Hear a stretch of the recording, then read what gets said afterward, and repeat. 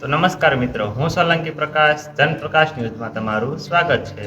તો આજે આપણે વધતા જતા તાપમાન વિશે વાત કરીશું. તો ગુજરાતમાં આજે 45 ડિગ્રી તાપમાન છે, તેનું કારણ શું છે તો આપણે જાણીશું. તો જનપ્રકાશ ન્યૂઝમાં અંત સુધી જોડાયા રહો.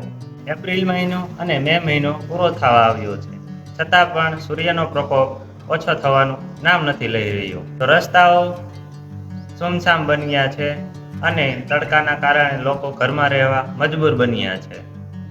શું તમે વિચાર્યું છે કે દર વર્ષની સાપેક્ષે દર વર્ષે ગરમી કેમ વધી રહી છે? પહેલાની જેમ ઠંડક શું કામ નથી અનુભવી શકતા?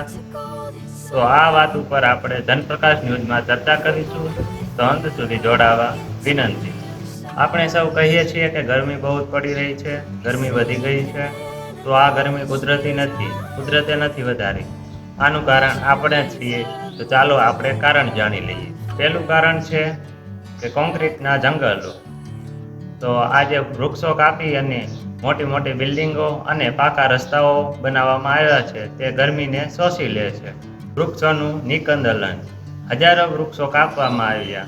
રોડ બનાવવાના નામે, નવી ફેક્ટરીઓ બનાવવાના નામે, નવી સોસાયટીઓ બનાવવાના નામે હજારો વૃક્ષોને કાપી નાખવામાં આવ્યા. હજારો વૃક્ષો કાપ્યા છે અને સામે એટલા વૃક્ષો વવાયા નથી. તેનાથી પણ ગરમીનું તાપમાન વધી રહ્યું છે. તાપમાનમાં નિરંતર વધારો થઈ રહ્યો છે. એસી, એર કન્ડિશનર, સીએફસી વાયુ, ક્લોરોફ્લોરોકાર્બન,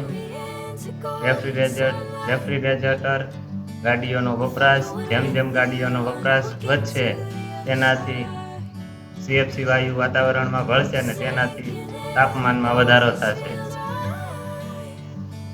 એસી, એર કન્ડિશનર અથવા તો ગાડીઓના વપરાશ જેટલો વધશે તેટલું જ વાતાવરણમાં ઝેર ભળશે. હવામાં હવા પ્રદૂષણ થશે અને જેટલી હવા પ્રદૂષણ થશે તેટલી જ ગરમી વધશે. સમાધાન અને ઉપયોગો. તો શું આ ગરમીથી બચવાના કોઈ ઉપાય નથી? ઉપાય તો છે જ, છે ચોક્કસ છે. તો આ પૃથ્વીને બચાવવી હોય તો તાપમાન નિયંત્રણમાં લાવવું પડશે. તો શું સરકાર કરશે? ના, સરકાર તો નહીં કરી શકે, પણ આપણે સૌએ વૃક્ષો વાવવાના છે અને એક વૃક્ષો વાવો અભિયાન પણ ચાલુ કરવાનું છે. તો શું સરકાર કરશે? ના, સરકાર નહીં કરે. આપણે જ 3 મોટા પગલાં ભરવા પડશે. તો ચાલો પહેલું પગલું જાણીએ. તો તમારા ધાબા ઉપર ગ્રીનરી બનાવો અથવા તો તમારા ધાબા ઉપર વ્હાઇટ કલર કરી આપો. જો તમારા ધાબા ઉપર કાળો કલર અથવા તો સિમેન્ટ હશે તો વધારે ગરમી થશે. તો તમે ધાબા ઉપર ટેરેસ ગાર્ડન બનાવો અથવા તો વ્હાઇટ કલર કરી આપો. તેનાથી ગરમી ઓછી થશે. એક વ્યક્તિ એક વૃક્ષ.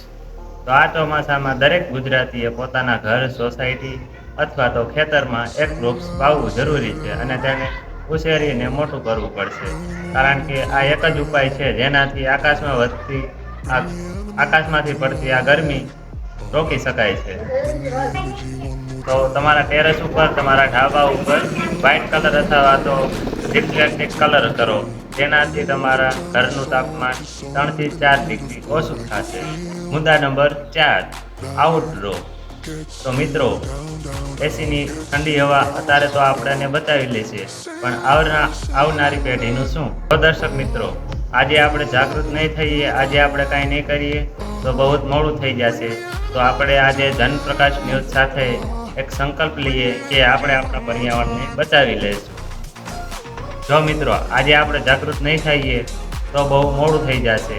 તો હું સોલંકી પ્રકાશ જનપ્રકાશ ન્યૂઝ સાથે આપણે એક સંકલ્પ લઈએ છીએ કે આપણે આપણા પર્યાવરણને બચાવી લઈશું. દર્શક મિત્રો, તમને આ વિડીયો કેવો લાગ્યો? તમારા વિસ્તારમાં કેટલી ગરમી છે તે કોમેન્ટ બોક્સમાં અચૂકથી કહો.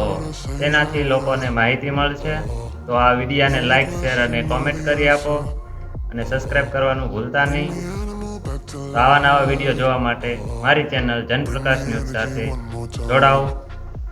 તો મિત્રો, તમને આ વિડીયો કેવો લાગ્યો? જનતાનો અવાજ જનતા સુધી. તો જનતાને કહો, જાગૃત બનો અને જય હિન્દ, જય ભારત. તો મિત્રો, તો જનતા જાગૃત થાય. તમને આ વિડીયો કેવો લાગ્યો? હું સોલંકી પ્રકાશ જનપ્રકાશ ન્યૂઝમાં.